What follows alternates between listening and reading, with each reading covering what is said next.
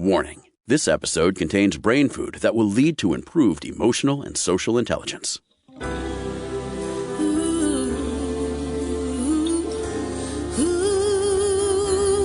Give us 1 hour and we'll help you change the way you think about happiness. Harvesting Happiness with Lisa Cypers Kamen is fresh, optimistic, and purpose-driven media that promotes well-being from the inside out. Each week, Lisa spotlights diverse trendsetters and change agents who are the greatest contemporary thinkers and doers, devoting their lives to creating a better world in which to live. Your host, Lisa Cypers Kamen, is a widely recognized applied positive psychology expert, author, documentary filmmaker, and lecturer specializing in optimal lifestyle management. Let's get to it. Here's Lisa. Good morning, good afternoon, and good evening, wherever you are. Thanks for joining us on today's show, where you will learn how to practice the art of practice, harnessing the power of the creative mind. My first guest is Eric Maisel, Ph.D., is the author of more than 50 books. I'm going to repeat that, 50 books, including his latest, The Power of Daily Practice. Eric has been quoted or featured in a variety of publications, including Martha Stewart Living, Redbook, Glamour, Men's Health, the San Francisco Chronicle, and Self. He lives in the Bay Area, but today he's here with me. Hi, Eric. Thanks for coming back on the show. I'm so excited to have this conversation. Hi, Lisa. It's great to be with you. It is really a delight and a treat because the past 6 months or so, plus or minus, as the world has been sort of reshaped into a different kind of place, has really given us a lot of challenges. And there are folks out there who are saying, I've been so bored or I've been so complacent. And your newest book, The Power of Daily Practice, really makes the argument for us to get ourselves together and get over our verklemmtheid. Absolutely. I want to say kind of a oblique beginning statement about our subject matter, and that is meaning to me is a certain kind of psychological experience. It's not something out there that you go find. It's a psychological experience, and the work we do in the service of meaning doesn't necessarily itself feel meaningful. That's the experience of boredom. So let's say we know that something's meaningful to do, like being an activist, getting ready for the election, or having a cause, or working on our novel. Something may be completely meaningful to us, but the actual licking of envelopes or the working on a sloggy paragraph may not itself feel meaningful. So we're bored by doing the work. And if we don't remember that what we're doing is nevertheless in the service of our life purposes and our meaning needs, then we're going to just stay with that bored feeling and not do it. We're going to flee from that moment of freedom and not get the work done. If we remember that this thing we're doing, even though it's not feeling brilliant, is in the service of our meaning needs, then we have extra inspiration, extra motivation to do that work. Well, two things. I want to go back and define verklemmtheid, give people a glossary of the term. So those who are listening who have never heard this juicy Yiddish word can know what it means and how it also applies to meaning creation and meaning making. Yeah, I wonder, do you have a wonderful definition? I was trying to think of what the exact, this is, translating from another language. Yeah, for verklemmtheid. We both know exactly what verklempt means. By the way, everyone said of me when I was growing up, Kanahara. Do you know that one? Yes, I do. Kanahara, poo, poo, poo. You have to do a little spitting with it, too. And to my recollection, it means, what a chubby little big boy. That's the way I think I understood Kanahara. Oh. You have a different take on it. Yeah. So, okay. So two glossary terms. Verklempt would be where you're just sort of maybe frustrated, overwrought, or flustered by a situation, like you don't know where to sort of, how to deal with what's going on. That would be my interpretation of that. Kanahara, I think, that has two meanings. One is like, a Kanahara is a hex, I think. That's what I remember my grandmother teaching me. But it's also like abundant, like Kanahara, like that one just was like robust. I think there might be a connection there between abundance and being a chubby little boy. Maybe it was the chicken leg I always had in my hand. But at any rate, we need the 115-year-old Yenta to come on to respond to this and tell us exactly what these words mean. Exactly. But you get I think our listeners get the spirit of what we're trying to say, that the past 6 months have caused people a lot of unrest, a lot of concern. And, at the same time, sort of the paradox is this, the possibility to be pregnant with possibility. Yeah, because I work with creative performing artists, particularly as a creativity coach, I'm aware of their special issues during this time. And I think the biggest takeaway I have from this time about creative performing artists is that they're very disappointed in their inability to use this extra time, that there's a sense in which they should have been doing more given the availability of time, but because they're so verklempt and because they're so distracted and disturbed by the universe, they're not able to sit there and do whatever it is they had hoped they would do. So there's like an extra level of disappointment going on for a lot of folks. I think that's why the idea of daily practice is so important, because it's a way of setting up your life such that whether or not you're interested in doing the thing on a given day, you just know to show up. You just know to do it. Tchaikovsky said, I'm inspired every fifth day, but I only get that fifth day if I show up the other 4 days. And there's something very important in that for my clientele, for creative performing artists, for anybody who's trying to get something done. You may only have that good day, whether to call it inspired or whatever. You may only have that good day on the fifth day or the third day or the seventh day, but we need to be showing up to whatever we consider important. We need to be showing up to that every single day. So when you talk about the fundamentals of a daily practice, what I hear you say is that it is the creating a foundation or a scaffolding for that fifth day of brilliance. It's that, and there's another bit to it that's super important, and that is, if you're trying to do something like write a novel, if you start to skip days, let's say you skip 2 days or 3 days, that's not a tragedy yet. But what happens is when you skip 2 days, you end up skipping 2 months or 2 years or 2 decades.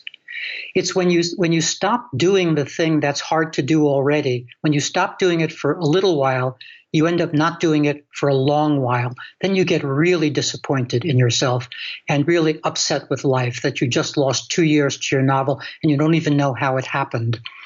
So I think that's another reason why daily practice is so important. As I say, losing a day here and a day there is nothing if we only lost that day or 2 days. It's how much time we lose the second we don't have a daily practice in place. So when you describe the daily practice, I think some listeners may be thinking this is some huge or special thing, but the specialness lies in the simplicity, I believe, of what you are suggesting. So break down what it means to have a daily practice. It's partly the simplicity. It's partly the seriousness. Let me circle back around to some basic ideas. I believe for a long time we've needed a paradigm shift from the idea of life having a purpose to the idea that we create our life purpose choices. We have to make decisions about what's important. That's the starting place, because daily practice is really connected to the decisions we make about what's important. Most people have a to-do list for every day, virtually all of which doesn't include what's actually important. So if you start your day around your life purposes list as opposed to your everyday to-do list, you'll discover that you can start to begin to organize your life around your life purposes. What do I mean by life purposes? It might be writing your novel, it might be activism, it might be building your career, it might be relationship building. There are lots of different things that human beings find important. Typically, there are only a dozen kinds of things that human beings find important. But if you don't actually identify what's important to you, then you kind of aren't living your life purposes because you're not doing that identifying. So to stop this long-winded bit, you figure out what your life purposes are, then you organize a daily practice around each of your life purposes. So it might be your creativity daily practice, which from my point of view ought to be your first daily practice for a variety of reasons. Maybe you have a mindfulness practice because you understand that you'd better get a better grip on your mind, that you're self-pestering yourself with your talk. You might have a formal relationship daily practice where you take time out to be with your children rather than sort of just rushing past them all day long, etc. So the idea of daily practice connects for me deeply to the idea of actually understanding your life purposes and living them. It's that level of seriousness, ceremony, presence, intensity. There are lots of words to think about and use with respect to daily practice, but you want it to be a special thing, demarcated with a beginning and an end, a special thing that helps you actually live your life purposes. And how would you describe the process of discovery of the daily practice for an individual? Is it trial and error? Is it going out into the world with curiosity? I mean, when someone says, I feel flat, I'm bored, I'm deflated, I'm angry at the world and what's going on in it and around it.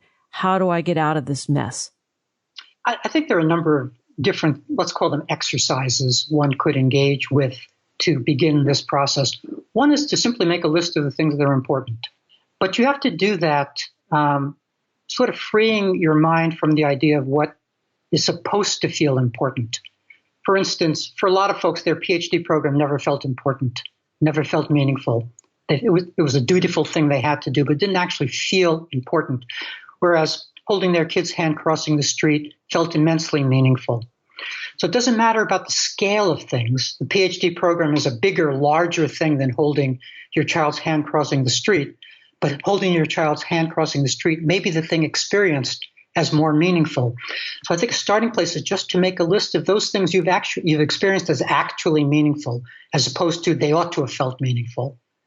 And this historical bit helps you understand what might prospectively feel meaningful. If that felt meaningful there in the past, that gives you something to think about as to whether to try it again. And sort of the practice makes permanent, and permanent really is the wrong word because nothing is permanent, but it is that continual practice that fosters this shift in happening.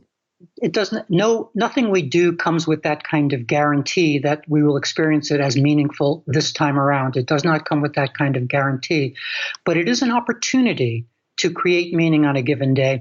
I use two phrases, meaning opportunities and investing meaning, to talk about meaning, to talk about the value of a daily practice. So trying something new that we had experienced in the past as meaningful, but today we have a new version of it. Maybe it was hip hop back then, but now it's some blend of jazz and hip hop and who knows what.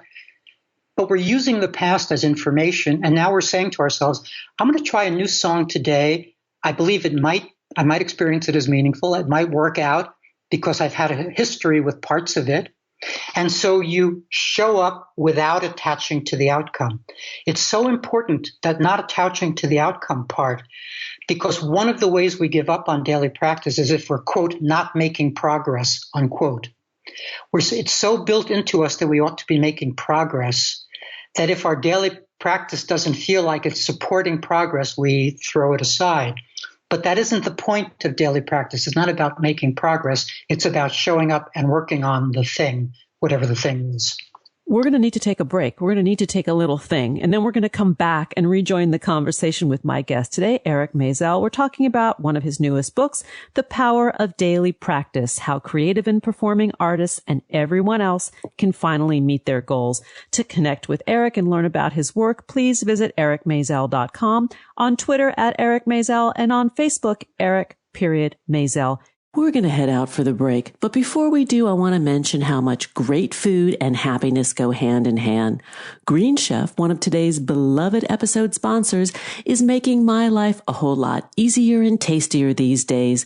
Green Chef is the first USDA certified organic meal kit company delivering fresh, clean, nutrition-packed, seasonally sourced hearty chow direct to your front door. Green Chef makes eating well a snap with affordable plans to fit every lifestyle, whether you follow a low-carbo, keto, paleo, vegan, vegetarian, or simply balanced meal plan. Green Chef has a healthy menu to satisfy your taste buds. Right now, I'm eating mostly plant-based to help boost my immune system and lower creeping blood pressure. My favorite Green Chef recipe to date is Jamaican fried rice with collards, kidney beans, rainbow carrots, pineapple, and mint. It packs a wallop of delicious flavor. I love the no-brainer convenience of Green Chef's pre-measured, portioned, and mostly prepped meals. They've taken the stress and mess out of cooking, giving me more time for fun and relaxation with my family. This really makes me happy. Here's some other good news. Green Chef is now owned by HelloFresh, another favorite show sponsor. This opens up bigger food horizons for our household and yours. Go to greenchef.com/90HH and use the code 90HH to get $90 off, including free shipping. That's greenchef.com/90HH and use code 90HH to get $90 off, including free shipping. So come on over and join me on Green Chef, the #1 meal kit for eating well. Now let's take that pause. We'll be right back, and that is a promise. To learn more about cultivating sustainable well-being at home and the office, visit harvestinghappiness.com and explore Lisa's experiential on-site brain fitness workshops, corporate programming, and speaking engagement services.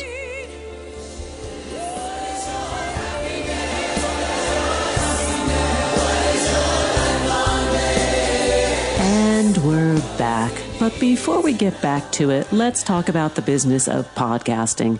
As a business owner, I get how important making a great hiring decision is to my success. Although our team is tiny, each collaborator is a valued contributor in our weekly production, and that's why Harvesting Happiness is proud to partner with Indeed.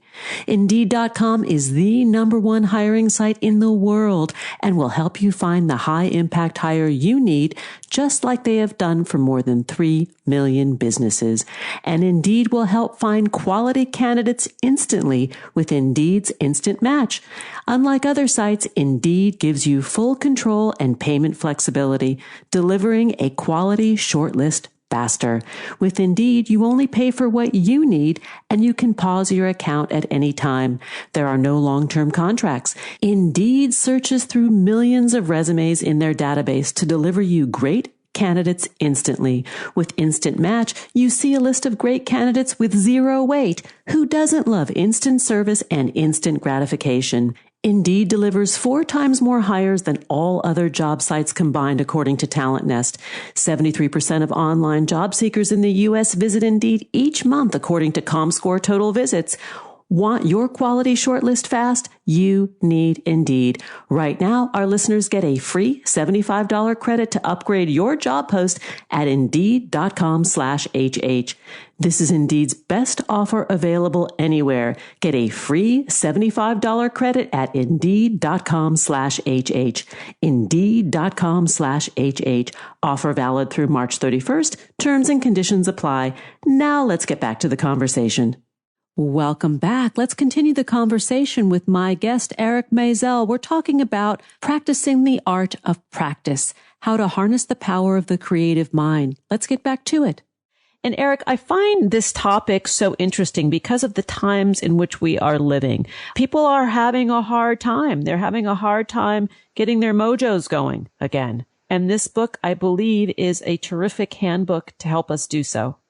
Thank you. And I think people who are listening probably have lots of clarity around the idea of maybe a creativity practice, what that would look like, what getting back to your novel each day might look like. But in the book, I describe 18 different kinds of practices, and it's really more than that because the last one is a catch-all, any activity practice. So it's really can be turned into a daily practice if you follow what I'm calling the elements of practice, which I described in the book. So as I say, it's kind of easy to imagine what a creativity practice might look like, but what might a personality upgrade practice look like? That kind of thing. Anything can be turned into a practice. So let me try to line up an idea here to end up with the idea of what a personality upgrade practice might look like.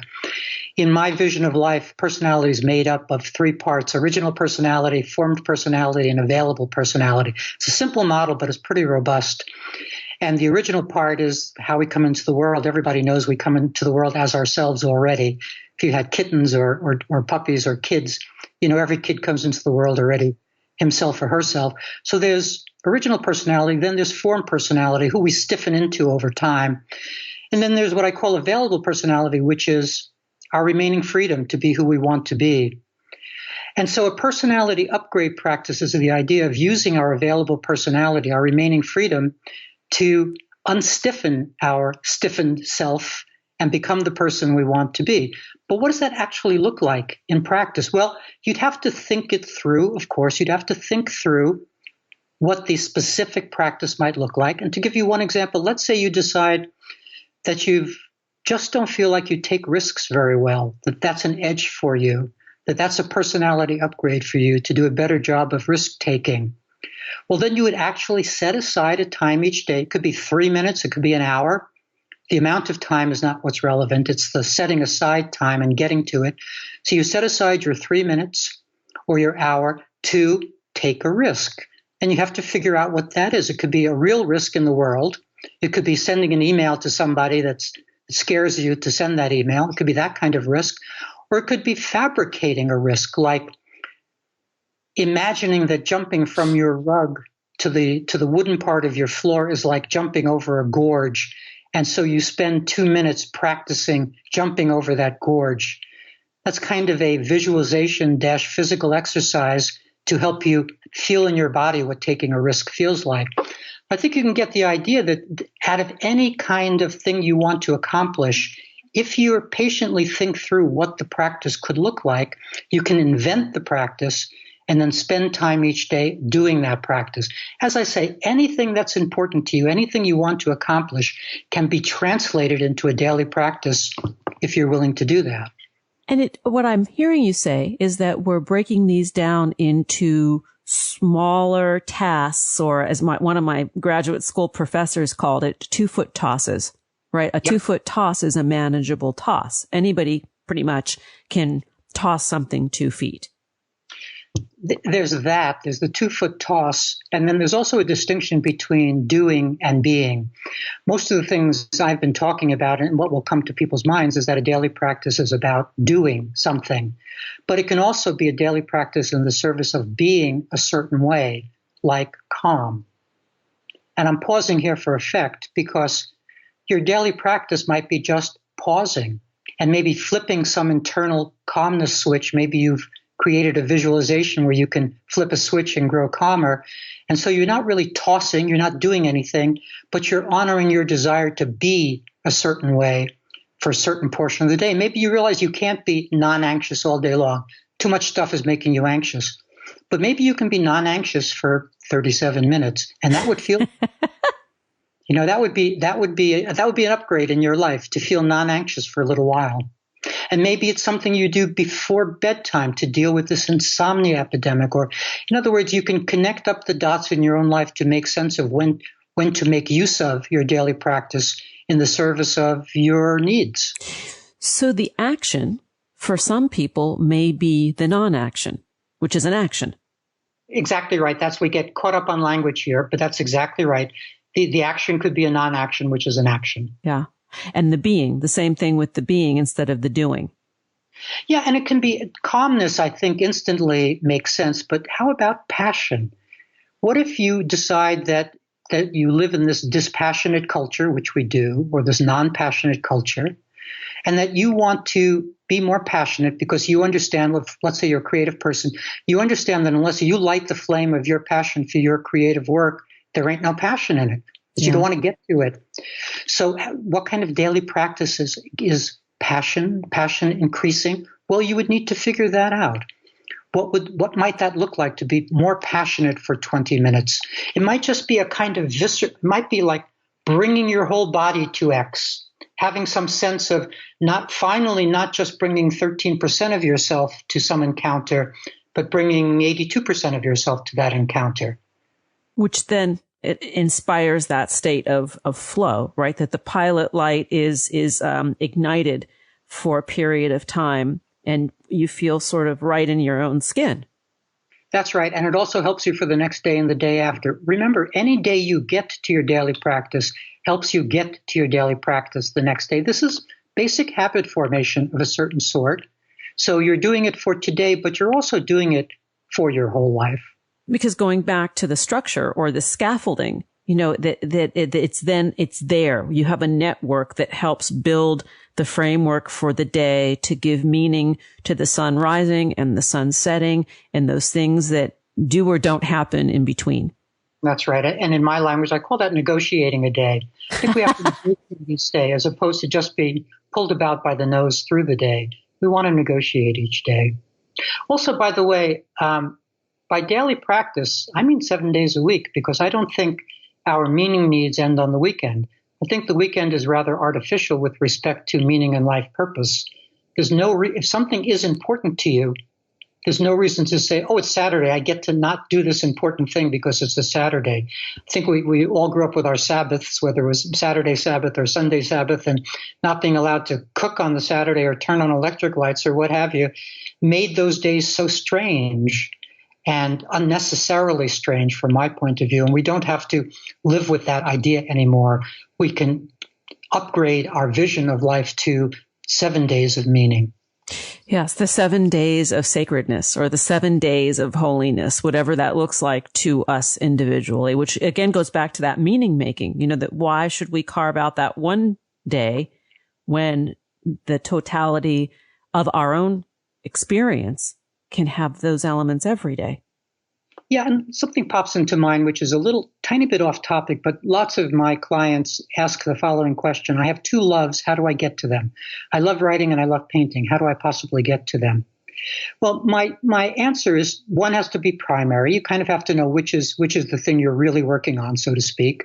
And that you do 5 days a week. And then on that Friday night, rather than thinking that Saturday is the Sabbath, on that Friday night, you give yourself a sleep thinking prompt like, what do I want to paint tomorrow? And you turn the Saturday over to painting.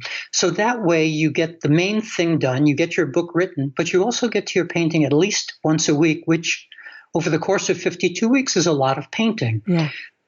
To my mind, that's another sense in which we get to use time the way we most efficiently and effectively can use time. And time is not something we can manufacture more of. So it really is incumbent upon us to learn to make peace with time. But we can get out of our way better so that we do things, to use my language, sooner rather than later. Lots of people are taking an awful lot of time to do things which could be done quickly because they're second-guessing their efforts, half-doubting, perfectionistic stuff, needing to put a word in and take a word out endlessly. And so there's a way in which they're spending too much time on things which could take less time. And they would enjoy life more if they spent less time on that so that they ultimately got more of the things they wanted to get done. Something pops into my mind as you said that, and that is the practice of good enoughism.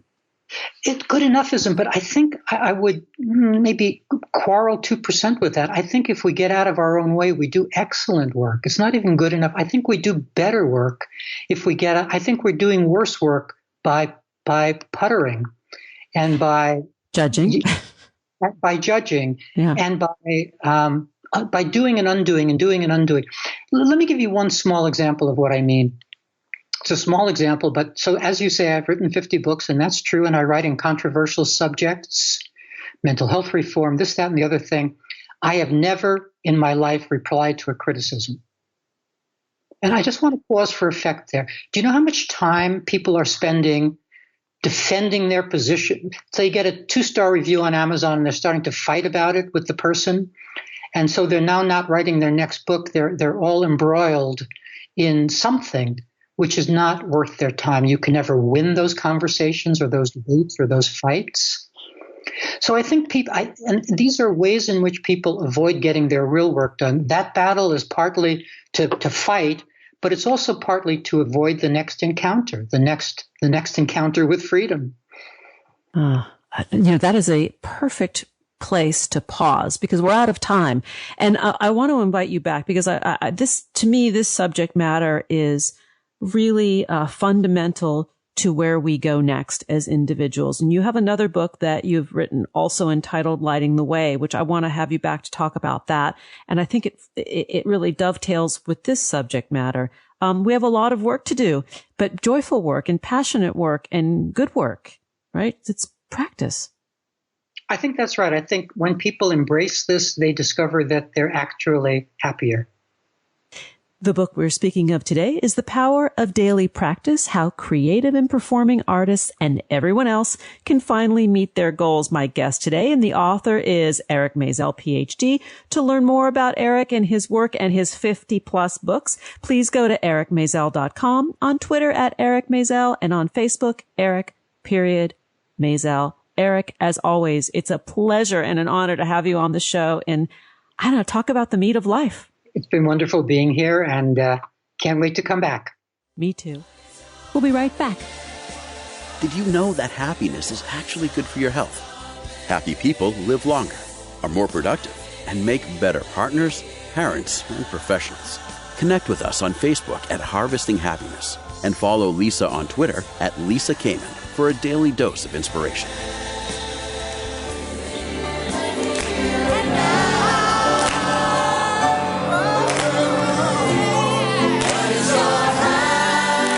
Welcome back. We're continuing the conversation about the art of practice, harnessing the power of the creative mind. My next guest is R. Douglas Fields, Ph.D. He is the author of Electric Brain, How the New Science of Brainwaves Reads Minds, tells us how we learn, and helps us change for the better. Dr. Fields is a neuroscientist and an international authority on nervous system development and plasticity. He received advanced degrees from UC Berkeley, San Jose State University, UC San Diego, and held postdoctoral fellowships at Stanford and Yale universities before joining the National Institutes of Health in Bethesda, Maryland. Welcome, Doug. Thanks for joining us on the show. Well, thank you. Thanks for having me on. Oh, it's a pleasure. We love talking about the brain over here. You have written several books. Electric Brain is the newest. Before that, there was Why We Snap. And then what was the first one? Yeah, the first one was called The Other Brain, and that's about glia, which are brain cells that communicate without using electricity and actually comprise 85% of the brain. Oh, wow. Well, that's another discussion. I want to focus on the electric brain, and then we'll come back to glia another time because that's pretty interesting.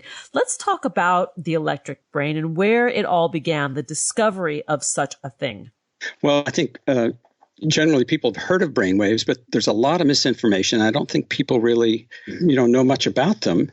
And it's peculiar because brainwaves are not even taught in school. So apart from the science, there was this mystery underneath this whole thing to me. I mean, who discovered brainwaves? How come we don't know his name generally? Why was there no Nobel Prize? And so I went to investigate. And the first person to discover human brainwaves was Hans Berger. And he was a head of a psychiatric hospital in the early 1920s. This is in former East Germany. And he did all this research in secret on mental patients. And the amazing thing is he told no one what he was doing. And he didn't announce his findings for 5 years. So he didn't announce them until 1929. I think that's remarkable. And one of the reasons, there's several reasons, but one of the reasons is that people didn't understand them. But he also had these strange ideas about mental telepathy and psychic energy. So this was very much a fringe science at the time. Uh-huh. And when we talk about brain waves and relate it to psychic energy, I mean, aren't we as humans all just energy? I mean... Well, that's a great question. And that's exactly, if we go back to the turn of the 20th century, that's what Hans Berger was thinking. How does the brain work? So he had this idea that there's psychic energy, and it's different from the kinds of energy we're familiar with. So he believed, in conservation of energy. So you can't create it or destroy it. So there must be an interaction between psychic energy and other kinds of energy. So he built all these devices to try and measure this interaction. He would measure changes in temperature and pressure in the brain, and eventually electrical activity in the brain, because he thought that there would be this interaction. But he he did some very unethical experiments. I mean, his original studies were done on people who had cranial defects. They'd had lost part of their cranium, for example, due to a gunshot wound. And he stuck thermometers in these people's brains and then would have them do cognitive tasks or arithmetic or stimulate their senses and try to look for a change in temperature. So he had this idea of psychic energy, and that's what motivated his research. Interesting. Prior to Hans Berger, was there an earlier scientist that attempted or was successful at recording brainwaves? Yeah. And before I relate that, I want to say I wanted to know why we don't know this person. And the story was that he generally know this person. And the story was that he had committed suicide in result of Nazi persecution. So he's in the mental hospital. And during World War II, the rise of eugenics movement, it all began in mental hospitals, forced sterilization. So he would have been right in the middle of all that. And it was later moved to concentration camps. So the story was he had committed suicide because he was persecuted. I went to Vienna. I spoke to some historians there, went through his notebooks, and found out that was not at all true. That history is false. He was a Nazi supporter. And in fact, he was a high official involved in forced sterilizations. And it kind of makes sense. During the rise of the Nazism, if you weren't sympathetic to the Nazi party, you were purged. So what happened is after the war, many of the people who were running the hospital were high officials in the Nazi party. Then after the war, they covered up that because some of those people still stayed on there. So he committed suicide just because of depression. But to answer your question, he was not the first person. And in fact, a previous person was Adolf Beck in Poland, and he recorded brainwaves in the 1890s. He did this in animals, and he also committed suicide. But for different reasons. It had to do with the Nazis, but he was not a Nazi. He was persecuted. He was taken prisoner in World War I and appealed to Pavlov, the famous neuroscientist, for his release. After 2 years, he was released. That was World War I. Then World War II comes along. The Germans invade. They came to take intellectuals, including Adolf Beck, to concentration camps. And Beck committed suicide by taking cyanide, taking his own life rather than having the Nazis take it. So this is fascinating history. But there's one other piece. Beck wasn't the first one. Beck thought he was. The first person to record brainwaves was a London physician, and he did it in 1875. Now, in 1875, there's no electricity running through anything. We're trying to figure out if you want electricity, you got to fly a kite or build it with batteries. How did this guy, a physician, record brainwaves?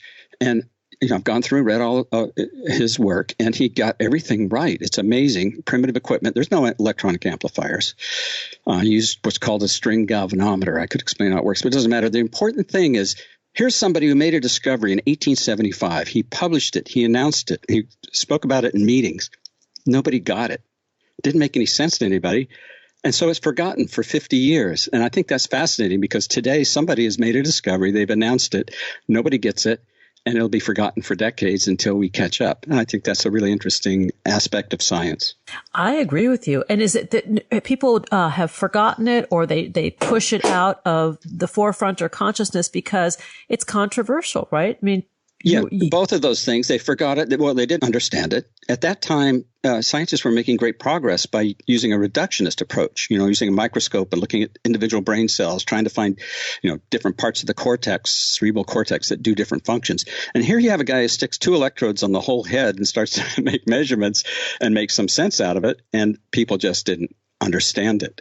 So that's a big part of it. The other part of it is, people were not aware of the work. It didn't resonate, and it gets forgotten.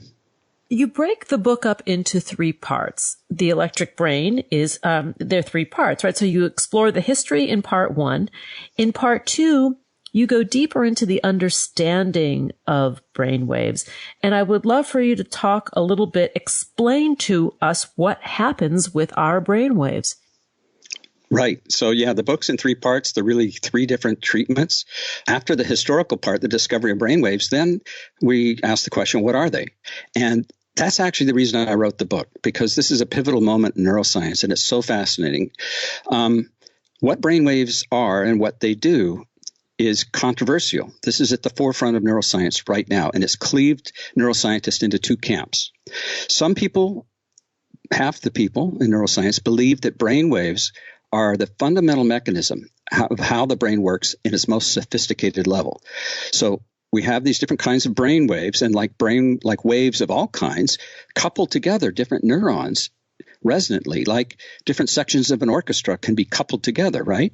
And then that can change, and different rhythm will bring together different orchestras. This is necessary, or at least would explain big mysteries in neuroscience. For example, in memory, you recall some memory, and it comes with sights and sounds and sequence and emotions. All of those things are in different parts of your brain. How do they all come together?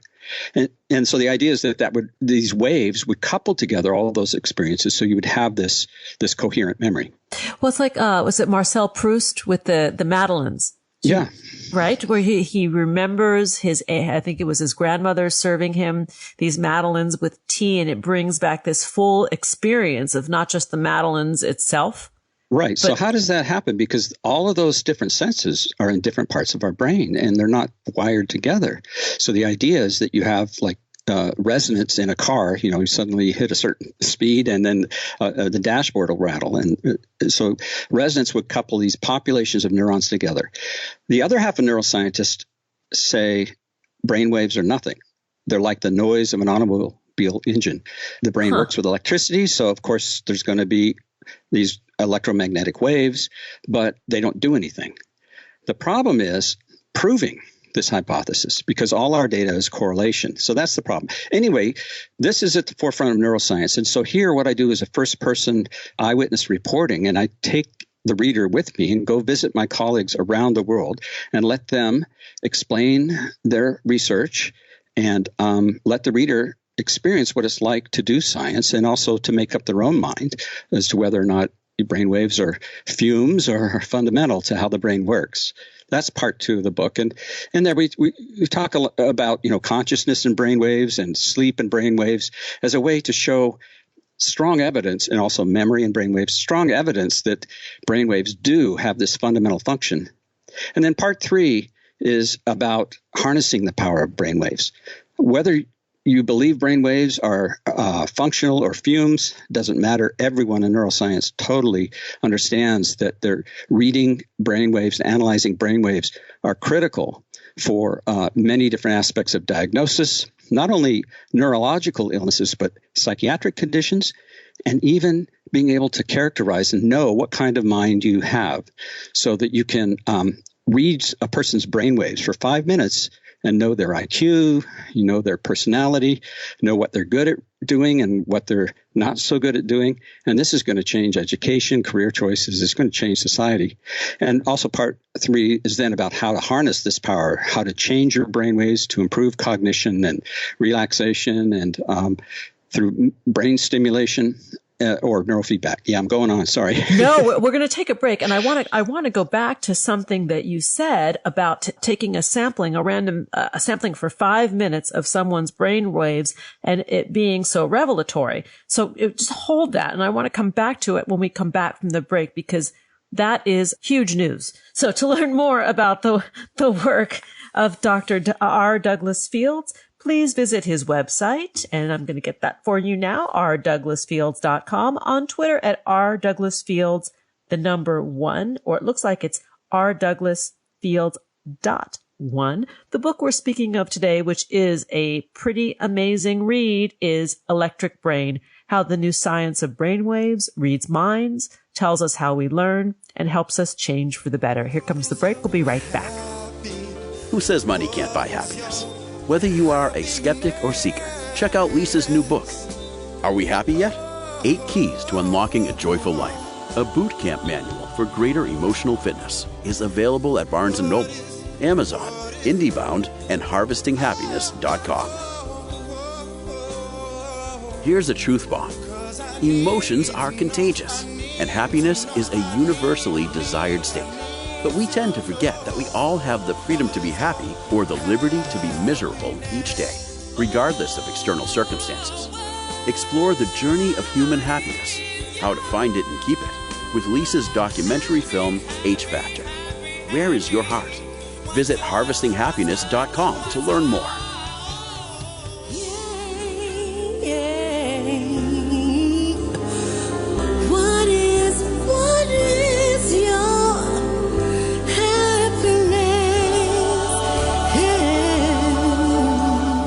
Welcome back. We're talking about practicing the art of practice, harnessing the power of the creative mind. Let's get back to the conversation with my guest, R. Douglas Fields, Ph.D. And Doug, I have to say, after talking with you for a little bit, I'm really understanding how we are at the new frontier of medicine with this, really understanding the importance of these brainwaves, whether you call them, what did you say, fumes, or what was the other word that you had Functional used? or fumes. Yes. Yeah, I think, people know about them with neurology, epilepsy, for example, but people don't understand that this is really going to be transformative.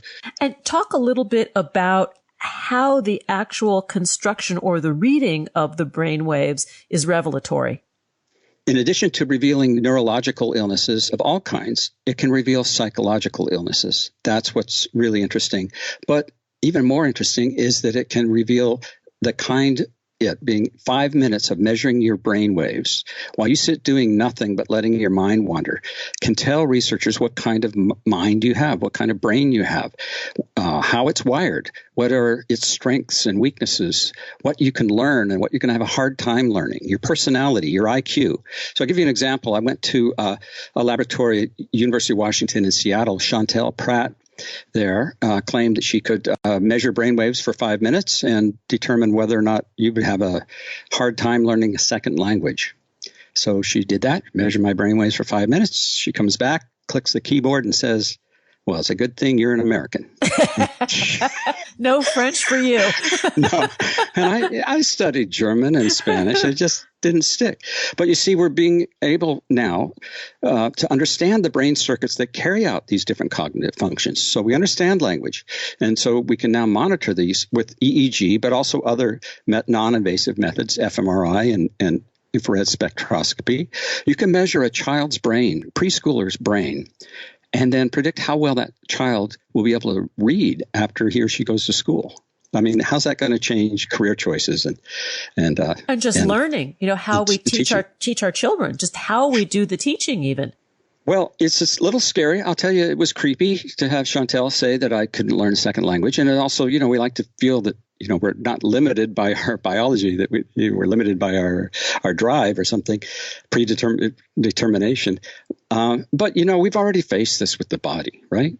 And, do you want to know if you have the gene for breast cancer or Alzheimer's? So I think, not really. Well, some people do, some people don't. I know that they do. And I think it's great that the technology exists. But you said something to me on the break that just really blew me away. And that was through observing the brainwaves, you could determine the efficacy of a certain treatment. Sure, you can measure brainwaves, and a new paper just came out, determine whether or not you will respond appropriately to medications for depression, for example.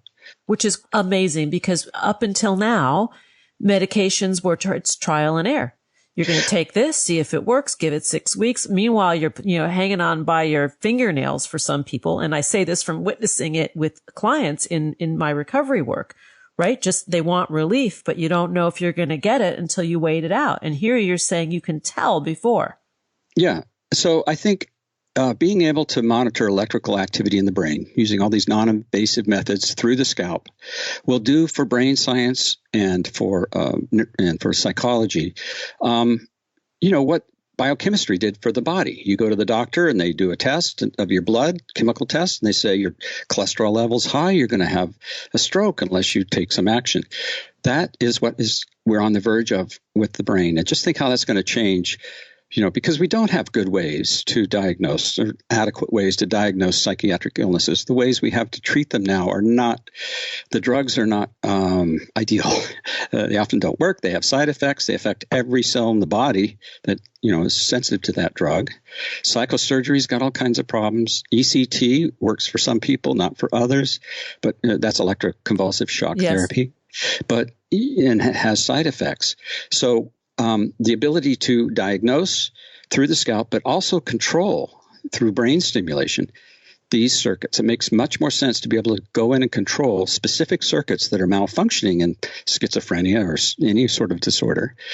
And there are many ways to do that. Of course, you can do that with implanted electrodes, but there are new non-invasive methods to control electrical activity in the specific circuit. That's where we're going, and I think that's really going to be helpful. Is that where TMS comes in? Is that part of that treatment, the transmagnetic cranial stimulation? Absolutely. So that's one way. And as you know, that's approved for treating depression and migraine and pain. But there are other ways. You can just put a DC or an AC current onto your own scalp. And, the Army is using, or the Navy and Air Force are using this to train military personnel. You can enhance cognitive performance. You can buy those things on the internet, these brain direct current stimulators. You can even make them yourself, do it yourself with 9-volt batteries. We're not the way to say. I think you need to give the disclaimer. We're not prescribing or endorsing. No, I'm not saying you don't try this at home. It's not a good idea, and you aren't going to be a guinea pig. So it's not, but there are new ways, also ultrasound. And this is being used for brain-computer interface, for controlling prosthetic devices, for transmitting information from one brain to another brain. In fact, from a human brain to an animal brain. That can be done by picking up brain waves in a person, and when they make the intention to make this tail on a rat flick, they can stimulate that neuron in the brain of the rat with ultrasonic stimulators and make that rat's tail flick. So you can transmit the person's intention even across species. Wow. I have a question. If somebody is challenged either with a mental health issue, substance abuse, we talked about this sort of being cutting edge, the new frontier, even with addiction medicine. Where would somebody go right now to be part of a study or to learn more about this? Besides buying the book, which I highly encourage everybody to do, Electric Brain, How the New Science of Brainwaves Reads Minds, tells us how we learn and helps us change for the better. But sort of practical, somebody wants to get involved and to learn more about their brain performance. Well, there are practitioners for neurofeedback who are trained, and they can help. You can learn to control your own brain waves. But what I'm talking about now is primarily cutting-edge science that is taking place around the world, and it's in research laboratories. It's destined to come out in medicine very soon, but it's not, with a few exceptions like TMS, which you mentioned, it's not available yet. I mean, even neurofeedback in many places, most places, is not covered by insurance. But we have a problem that, researchers are way ahead, as always, of the practitioners. They've got the best equipment, they've got the money, they've got the staff. The doctor's not going to be able to have a fMRI machine in his or her office. Yeah. So this research is showing us the future. It works. It's there. We're learning more about all of these things and how to diagnose and treat by measuring brainwaves and controlling brainwaves. But it's not quite there yet. And the other problem is, I mentioned, you can buy machines on the internet and do neural feedback or brain stimulation. So you now have a mixture of people with different protocols and understanding mixed in with, some hard science, which makes it hard. So you're not always sure what you're getting? Is that what you're saying from a quality control perspective, or? Yes. And that's largely because this area of science hasn't been really funded.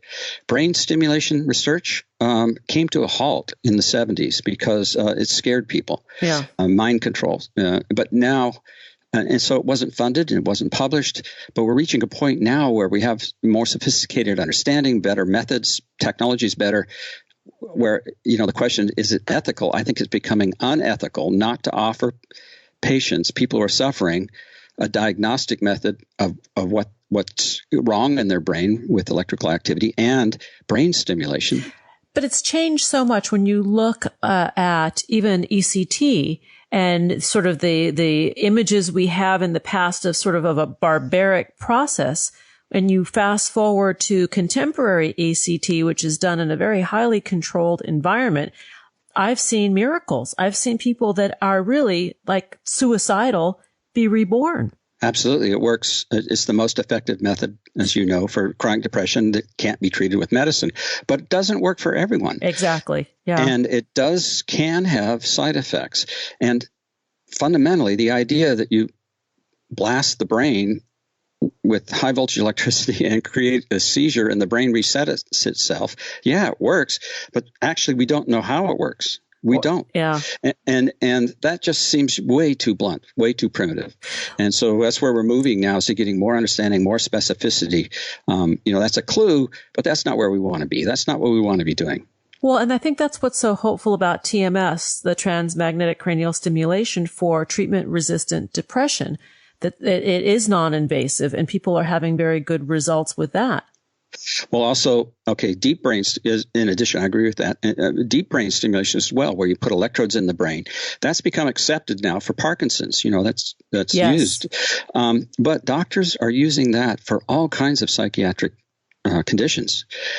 And we don't have the biological understanding. I mean, we don't really understand what's wrong. For example, laboratory animals are a very poor model for psychiatric illness. All right. Is there a schizophrenic mouse? I don't know. So the doctors don't Never really met have. One. Never met one. Have you? They don't really have the background. They don't have the biological knowledge to know where to put their electrodes exactly and how to stimulate. But they're doing it because it works. It helps their patients, and they can't wait. I've talked to some doctors who say, we just can't wait. And it's transformative for some of these people. So deep brain stimulation is being used as well as TMS. And eventually, that's where this field's going. We're going to manipulate the brain in the same way we manipulate the heart with electrical activity with a pacemaker. Yeah. And less invasive, more effective treatments, more cost-effective treatments probably at the end of the day, once we get a little bit more advanced with the technology and acceptance of it as a form of treatment. Yep. To me, this is fascinating, and I'm not advocating anybody do any of these things at home, but I think the idea of being able to map out what our brains are putting out to have a greater understanding of ourselves offers a lot of hope and promise for a lot of different things. I think some of the work that Maisel Just is doing at Carnegie Mellon is very, very impressive and pioneering. So he can use fMRI and determine what a person is thinking, what they're reading, what their emotion is, what number or object they're thinking of. And he has been able, in his most recent work, to apply that to determine what a person is going to do. If you know what they're thinking, then you can predict what they're going to do. So, Maisel says there's nothing more private than a thought, but that's no longer true necessarily. Oh, well, that's scary. That makes me want to have a whole other talk with you about the ethics of this, Yes. That's a big question. The ethics are a big question. I touch on that in the book, but he can tell whether a person is having suicidal thoughts. And I think that's remarkable because, that can be life-saving if you can have that capability. But you talk about ethics. This is done by comparing a person's brain response to hearing words like death or happiness. And if you're suicidal, your brain has a different response compared to the normal Makes person. Sense. It makes perfect sense. When I say normal, I mean the average of a large population. But at what point do we take somebody and incarcerate them or put them in a hospital because their brain activity is deviating from what's considered normal? We've got, I don't have the answers, but we've got a lot of ethical questions that we're not going to be able to avoid because this technology is here. Wow. My guest today has been Dr. R. Douglas Fields. He's a neuroscientist and international authority on nervous system development and plasticity.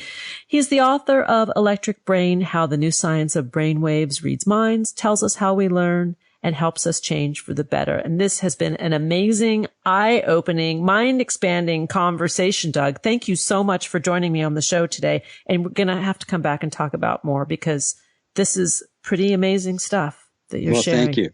Thank you. I really appreciate the opportunity. Nice talking with you. I love talking with you. To learn more, please visit rdouglasfields.com, on Twitter at rdouglasfields.1. Here comes the break. Thanks for joining us on Harvesting Happiness today. This is Lisa Cypers Kamen and my guests, Eric Maisel and R. Douglas Fields, wishing you kind thoughts, kinder words, and the kindest of actions.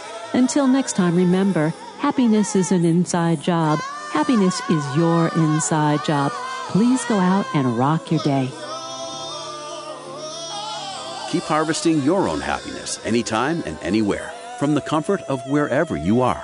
Subscribe, listen, and share hundreds of downloadable episodes via our free app or from our libraries at toginet.com, iTunes, Google Play, and other fine podcast platforms.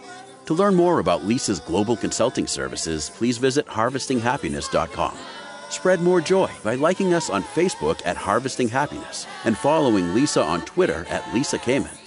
Harvesting Happiness is produced in collaboration with TogiNet Radio, KBUU Radio Malibu.net, and is available on PRX, the Public Radio Exchange.